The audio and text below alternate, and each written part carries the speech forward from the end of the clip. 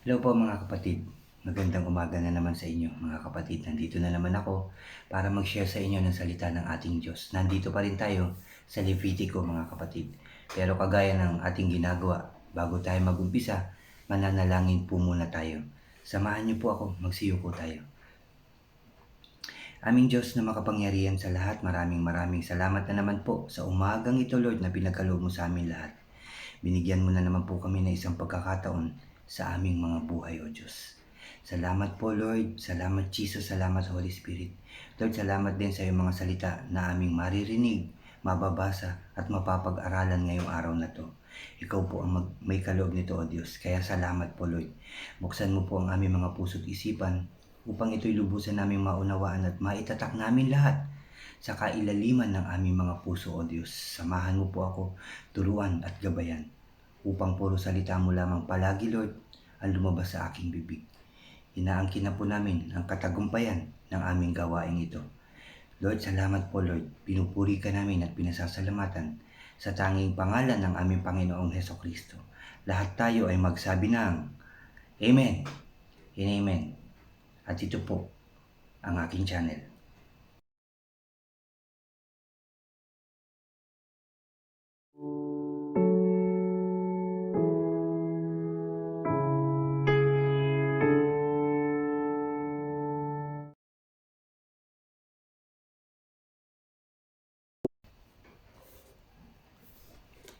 Hello po ulit mga kapatid, welcome sa aking channel, Brother OG po. At dyan po, sa mga bago sa aking channel, huwag niyo pong kalimutan na mag-subscribe po kayo.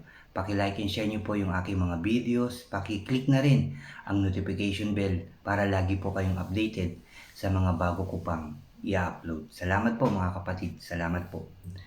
Chapter 7 na po tayo mga kapatid, at ito'y may pamagat na mga tuntunin tungkol sa handog na pambayad sa kasalanan.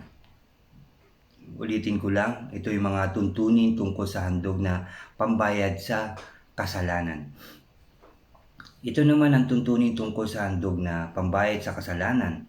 Ito'y ganap na sagrado. Ang handog na pambayad sa kasalanan ay papatayin sa lugar na pinagpapatayan ng mga handog. Kung saan lugar pinapatay ang mga handog, doon lamang mga kapatid na dapat patayin ang mga handog. Sabi dito, na susunugin, no? Ito yung pinagpapatayan ng mga handog na susunugin.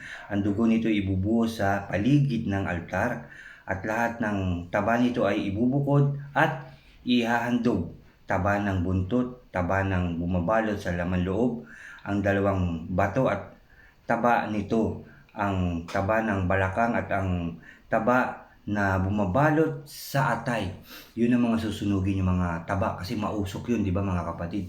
Yun ay mabawang samyo para sa ating Diyos. Lahat ng ito'y dadalhin sa altar at susunugin ng pari bilang handog sa pambayad sa kasalanan kay Yahweh. Ang matitira ay maaaring sabi dito, ang matitira ay maaaring kainin ng mga anak na lalaki na kabilang sa angkan ng pari. Lahat pwedeng kumain. Ngunit ito'y kakainin sa isang sagradong lugar sapagkat ang pagkain ito'y napaka-banal. Doon lamang kakainin, hindi yung kung saan ka lang sulok kakain o sa pwesto. Merong lugar talaga kung saan mo dapat kainin, sagradong lugar. Doon mo lamang kakainin.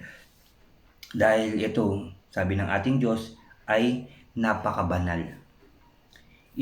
Sabi dito, iisa ang tuntunin sa handog na pambayad sa kasalanan at sa handog para sa kapatawaran ng kasalanan. Ang kukuha ng handog na ito ay ang paring gumaganap sa paghahandog.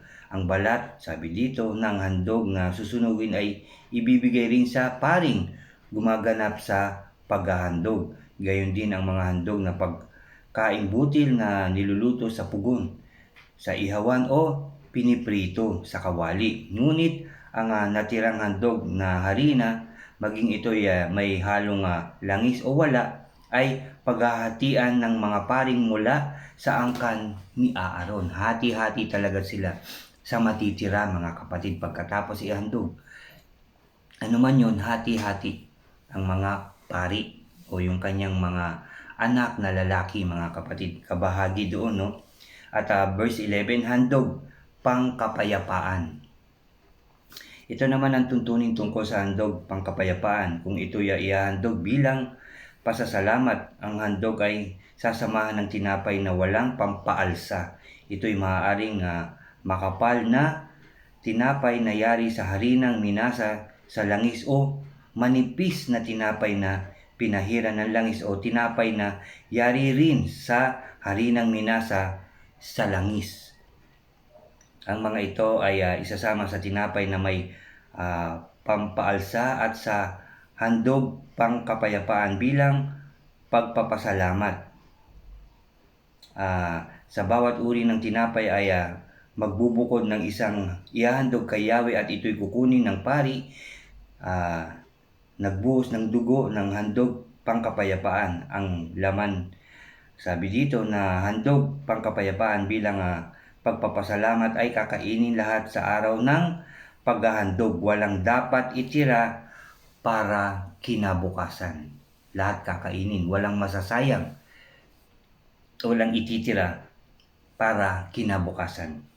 Ngunit kung ang handog pangkapayapaan ay panata o kusang loob, makakain iyon sa araw ng paghahandog, at ang matitira ay maaaring kainin sa kinabukasan. No? Ulitin ko lang, ngunit kung ang handog pangkapayapaan ay panata o kusang loob, makakain iyon sa araw ng paghahandog, at ang matitira ay maaaring kainin sa kinabukasan. Kung mayroon pa rin natira sa ikatlong araw, dapat nang sunugin iyon. Hindi na pwede sa pangatlo. Dapat nang sunugin, sabi dito. Kapag may kumain pa nito, ang handog na ito'y hindi, sabi dito, tatanggapin at wala ng kabuluhan. Iyo'y magiging kasuklam-suklam at pananagutin ang sino mang kumain niyon. No, yung pangatlo, wala na yung kabuluhan. At sabi pa nga dito, mga kapatid, mawawala ng kabuluhan. Iyo'y magiging kasuklam-suklam at pananagutin ang sino mang kumain yun. Pagdating ng pangatlong araw, hindi na pwedeng kainin. Ang handog na karne nadampian ng anumang bagay na marumi ay hindi dapat kainin. Dapat itong sunugin. Ang sinumang malinis, sabi dito, ang sinumang malinis ayon sa batas ay maaaring kumain ng karneng ito. Ngunit ang kumain ng karneng handog pangkapayapaan ng di nararapat ay ititiwalag sa bayan ng Diyos. Hindi ka nararapat kumain ka. Hindi pwede. Ikaw ay itatakwil, mga kapatid. Ititiwalag sa sambayanan ng Diyos ang sino mga makahawak ng marumi. Sabi dito, tao, hayop o anumang bagay na marumi. Sabi dito, hindi dapat humawak ng marumi yung mga taong yun, mga kapatid. Hayop man yun, bagay na sabi dito, karumal-dumal at pagkatapos ay kumain ng handog pang kapayapaan. Hindi yun dapat gawin, mga kapatid. Ulitin ko lang, ititiwalag sa sambayanan ng Diyos ang sino mang makahawak ng marumi, tao, hayop o anumang bagay na karumal-dumal, at pagkatapos ay kumain ng handog pangkapayapaan. Dapat itiwalag. Sinabi pa ni Yahweh kay Moses, sabihin mo sa bayang Israel na huwag silang kakain ng taba ng baka, tupa o kambing. Ang taba ng hayop na kusang namatay o hayop na niluray ng kapwa hayop, maaaring gamitin sa ibang bagay. Huwag lamang kakainin. Kaya ang sino mga kumain ng taba ng hayop na ihinandog kay Yahweh ay ititiwalag sa sambayanan. At kahit saan kayo naroon, huwag kayong kakain ng dugo ng anumang hayop o ibon. Ang sino mang kumain nito ay ititiwalag sa sambayanan ng Diyos. Dugo ng hayop, ibon man yan o anuman. Sinabi dito na bawal silang kumain, mga kapatid, bawal kumain. Ititiwalag sa sambahayan ng Diyos. Sinabi pa ni Yahweh kay Moses, sabihin mo rin ito sa sambayan ng Israel. Ang sino mga maghahandog para sa kapayapaan ay magbubukod ng bahagi nito para sa akin. Siya mismo ang maghahandog Sabi dito, nito dadalhin din niya ang taba at dibdib nito sa harapan ng altar upang ihain bilang tanging handog, mga kapatid.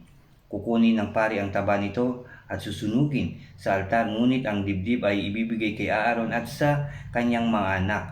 Ang kanang hita naman ay ibibigay sa paring nagbuhos ng dugo sa altar at nagsunog ng tabang handog pangkapayapaan, sapagkat inutos ko sa bayang Israel na ang dibdib at hita ng hayop na handog pangkapayapaan ay ipagkakaloob kay Aaron at sa kanyang mga anak, mga kapatid. Yun, no? May party talaga. May kaparte talaga ang mga pari, no? Ito'y panghabang panahon tungkulin ng bayang Israel. Ito ang bahagi ng handog. Sabi dito, ito nga ang bahagi ng handog kay Yahweh na nakalaan kay Aaron at sa kanyang mga anak mula nang sila'y gawing mga pari para kay Yahweh. Nang araw na iyon, inutos ni Yahweh na ito'y ibigay sa kanila. Ang tuntuning ito ay dapat tuparin ng bayang Israel habang panahon. Habang panahon yan tutuparin, gagawin, no? Ito ang tuntuning tungkol sa mga handog na susunugin, handog sa pagkaing butil, handog para sa kapatawaran ng kasalanan, handog na pambayad sa kasalanan, handog sa pagtatalaga, handog pangkapayapaan. Inutos ito ni Yahweh kay Moses sa bundok ng Sinai. Noong sila'y nasa ilang ng araw na ang mga Israelita ay utusan ni Yahweh na maghandog sa kanya. Yun yung oras na yun, mga kapatid, yung paghahandog na yun, inutusan niya mga tao na maghandog sa kanya at lahat yun inayos. Dapat ganito, ganyan. Hindi basta handog ka lang ng handog, kuha ka lang ng hayo, papatayin mo, hindi. Talagang nasa ayos, no?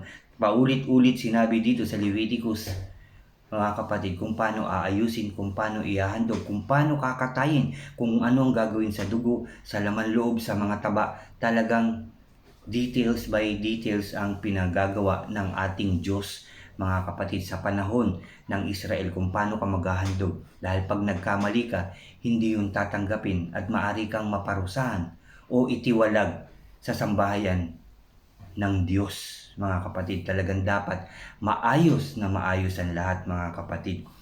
Tayo din dapat maging maayos sa harapan, sa paningin ng Diyos, mga kapatid. Ganon din tayo lalapit sa Kanya, kagaya rin ng sinabi ko kahapon, maging maayos tayo sa paglapit sa ating Diyos. Yung maayos tayo dahil Diyos ang ating kaharap, Diyos yung ating kinakausap, sa Diyos tayo nananalangin, mga kapatid. Wala nang iba. Hindi naman pwede kung saan ka lang manalangin. Dapat sa iisang Diyos natin, sa ating Diyos na buhay, mga kapatid. Kaya dapat maayos tayo. Pati hindi lang yung physical, dapat pati puso natin. Malinis yan, maayos yung isipan natin. Yung kaluluwa natin, mga kapatid, dapat yan ay malinis. Ganun din yung ating paghahandog, pagbibigay sa ating Diyos. Dapat yan kusang loob. Dapat yan maayos. Dapat yan pinakamainam, mga kapatid. Hindi yung nagdadalawang isip ka. Hindi yung ang laki yata ng aking nabigay na ihandog. Hindi dapat ganun. Pag nagbigay ka ng kusang loob, hayaan mo na yun. Mga bishop, pastors na ang bahala doon sa pagbigay mong yun, mga kapatid. O sa simbahan man, kahit saan mang simbahan, no? Kahit saan ka man maghandog. Sa pari man, sa bishop man, sa pastors man, mga kapatid, kahit saan, kusang loob kang maghahandog dahil sa Diyos mo yun ibinibigay, sa Diyos mo yun hinahandog. Dapat yun maayos, bukal sa iyong kalooban, galing sa iyong puso, yung iyong paghahandog. Dahil para yun sa Diyos at sila na ang bahala doon, mga kapatid. No, yun ang tinuturo sa atin ng ating Diyos. Paghahandog ng maayos, pag-aalay ng maayos, pagharap sa ating Diyos ng malinis, maayos.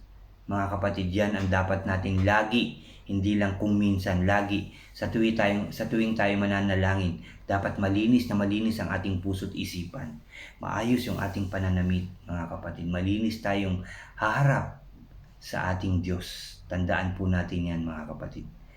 Salamat sa ating Diyos sa kanyang mga salita na ating narinig at napag-aralan na naman ngayong umagang ito, mga kapatid. chapter 7 na po yan, mga kapatid. Salamat sa ating Diyos at salamat po muli sa inyo, mga kapatid. Yan po ang katapusan ng chapter 7. Mananalangin na po tayo. Maging malinis na po ang ating puso't isipan. Tayo dudulog sa ating Diyos na buhay. Nakikinig po siya ngayon, mga kapatid. Magsiyoko po tayo. Aming Diyos na makapangyarihan sa lahat. Aming Diyos na nagbigay buhay sa aming lahat. Aming Diyos na nagbigay ng lahat.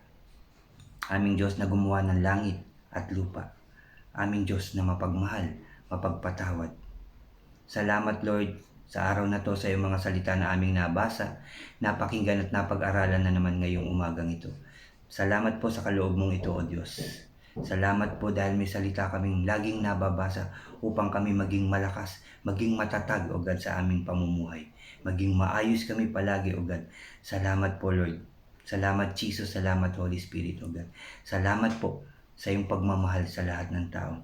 Salamat at lagi mo kaming gustong maging maayos, maging malinis, maging masaya, maging matagumpay. Salamat, Lord. Salamat, Jesus. Salamat, Holy Spirit. Salamat po sa lahat. Simula noon hanggang ngayon, Father God, sa iyong pagmamahal sa amin, sa iyong pag-iingat sa amin. Salamat, Lord, sa lahat ng biyaya. Araw-araw, O God, simula noon hanggang ngayon at sa mga susunod pang mga araw, buwan at taon. Salamat, Lord, sa iyong biyaya. Salamat, Lord, sa iyong pagmamahal sa amin lahat. Salamat sa lahat, O Diyos. Salamat po. Lord, we pray na maging maayos din simula sa aming mga presidente, sa kanilang mga kasamahan sa pamahalaan, sa kanilang mga mahal sa buhay, sa scientist, doktor, nurse, police, sundalo, O God. Lahat ng tao, O God, mayaman, mahirap, O God, nasa pamahalaan man o hindi, Lord. Simula sa presidente hanggang sa amin, Lord, lahat kami maging maayos, maging malinis para sa inyo. Sumunod sa iyo, O Diyos. Magpuri at magpasalamat sa iyo palagi, O God. Dahil ikaw ang aming Diyos na nagbigay ng lahat. Hanggang ngayon, malakas kami. Hanggang ngayon, Lord, matatag kami. Hanggang ngayon, Lord, may pagkain kaming nakakain, O God. Dahil po yan sa inyo, Lord. Dahil sa iyong pagmamahal at kapangyarihan, O Diyos. Salamat, Father God. Salamat, Jesus. Salamat, Holy Spirit. We claim, Father God, wala ng virus in Jesus' name. Makakapamuhay na ang lahat ng maayos, masaya, masigla, masagana at tagumpay, O Diyos. Wala nang mamamatay, wala nang magkakasakit dahil sa virus na yan. Dahil ang lahat ng yan ay inayos mo na. In Jesus' name, O God, in Jesus' name. Pinagaling mo na lahat ng may karamdaman. Pinakain ang lahat ng nagugutom. Pinasaya ang lahat ng nalulungkot, O God, in Jesus' name. In Jesus' name, O God. Thank you, Father God. Thank you, Jesus. Thank you, Holy Spirit. Salamat po sa lahat. Tagumpay namin ay sunod-sunod, Father God. Salamat sa lakas ng loob, talino at sipag na pinagkakaloob mo sa mga bishop, pastors, and leaders na naglilingkod sa iyo. Sa akin din, O God. Patuloy akong maghahayag, mag-share ng iyong mga salita. Salamat sa lakas ng loob, talino at sipag, O Diyos. Salamat po, Lord. Salamat, Jesus. Salamat, Holy Spirit. Salamat din sa mga kapatid ko, mga mahal ko sa buhay na handang makinig palagi ng iyong mga salita, O God, at sa lahat ng taong patuloy na nag-aaral, nakikinig ng iyong mga salita. Salamat po, Lord. Ikaw po ang may kagustuhan yan. Ikaw po ang may kaloob niyan, O God. Salamat po muli, O Diyos, sa lahat-lahat. Salamat sa iyong pag-ibig na hindi nagbabago sa aming lahat. Salamat po, Lord. Lord, pinupuri ka namin, pinasasalamatan, sinasamba at dinadakila sa tanging pangalan ng aming Panginoong Kristo na aming tagapagligtas. Sa ngalan ng Ama, ng Anak, at ng Espiritu Santo, lahat tayo ay magsabi ng Amen and Amen. Amen po. Salamat sa ating Diyos. Salamat sa inyong lahat. God bless po sa inyong lahat, mga kapatid. God bless po sa ating lahat. Mabuhay po tayong lahat. Nakasama ang ating Diyos. Salamat po.